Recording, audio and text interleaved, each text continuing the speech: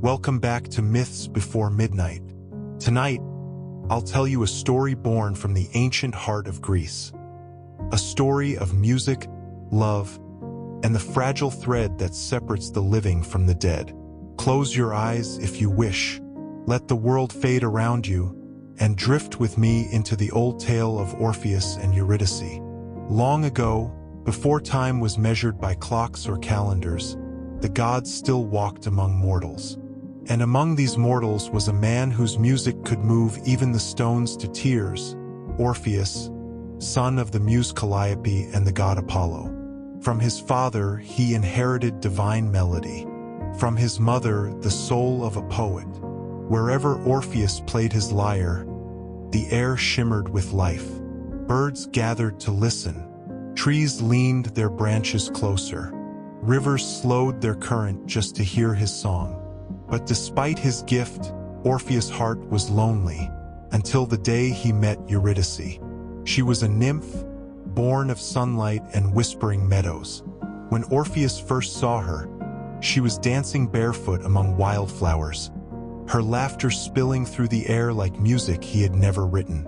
They met as if they had always known one another, two souls that had been waiting, across centuries of silence, to finally intertwine. Their love was quiet but endless. Orpheus no longer sang for the gods, nor for glory. He sang for Eurydice. His music softened even the winds, and the stars above seemed to listen as the two of them walked beneath their silver light. Soon they were wed, a simple ceremony in a grove blessed by the muses. But happiness, the old poets warn, is often brief. On their wedding day, as the last notes of Orpheus' lyre faded into evening, Eurydice wandered into the forest. Some say she was following a butterfly. Others say she was lost in thought, dreaming of their future. Whatever the reason, she did not see the serpent coiled in the tall grass. Struck once, quick as a shadow. And by the time Orpheus found her, her skin was pale, her lips still parted as if to speak his name one last time. Grief fell upon him like winter. Days passed where he did not eat, nights where his songs turned to laments. The forest, once alive with his melodies, grew silent. Even the birds refused to sing, as though nature itself mourned with him. But Orpheus could not accept that love should end in silence. He resolved to journey where no mortal dared to go, into the underworld, the realm of Hades, to bring her back. He took up his lyre and walked to the edge of the world, where shadows stretch thin and the air tastes of earth and endings. There, at the mouth of a cavern, he descended one step at a time into the darkness below. At first, there was only blackness. Then came the river Styx, its waters black as glass, ferrying the souls of the dead to their eternal rest. The boatman, Charon, appeared, hooded and grim. He demanded payment, but when Orpheus began to play, even the ferryman's ancient heart stirred. Without a word, Charon nodded and let Orpheus cross. Deeper he went, past the fields of the dead and the gates of iron guarded by Cerberus, the three-headed hound. When the beast lunged forward, Orpheus knelt and plucked a single soft chord. The great hound stopped, its eyes, burning with eternal vigilance, softened. It whimpered once, then lay down, lulled by the music, and so Orpheus passed unharmed. At last, he came to the throne of Hades and Persephone, the king and queen of the dead. Even they, rulers of that silent realm, paused to listen. For Orpheus played not for glory, nor for mercy, but for love, and every note carried the ache of loss, the fragile beauty of devotion, and the longing that only mortals can feel. When the final chord faded, the underworld itself seemed to sigh.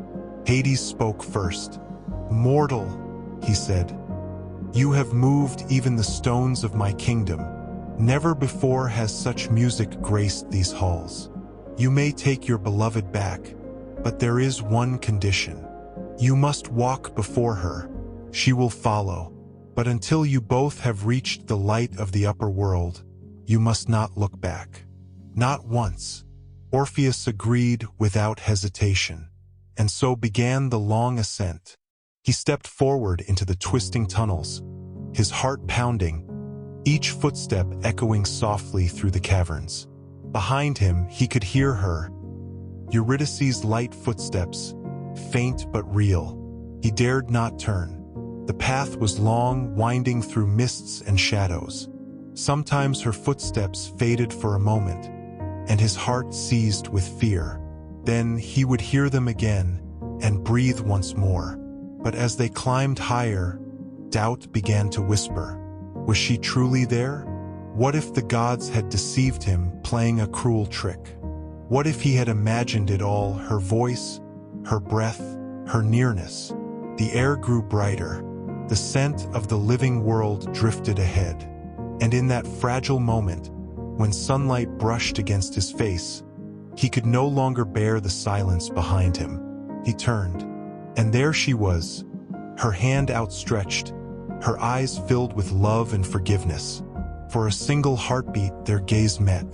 Then she was gone, drawn back into the shadows, her form dissolving like mist at dawn.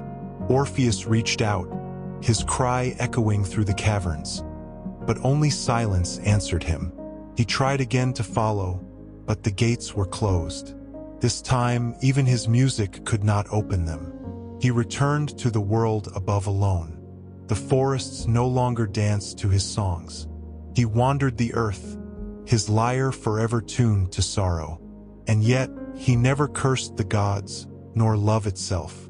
He played still, softly, beneath the stars, songs that carried her memory into the night. It is said that even the wind grew gentle when he played, as though it too remembered her name.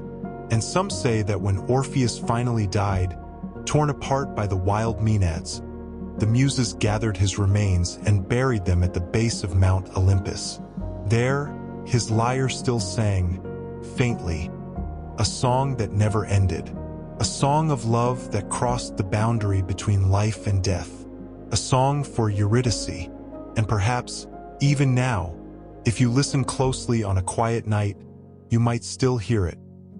A whisper of music drifting between worlds, reminding us that love, once true, never truly fades. Good night, dear listener. May your dreams be gentle, and may your heart, like Orpheus's song, carry peace into the dark.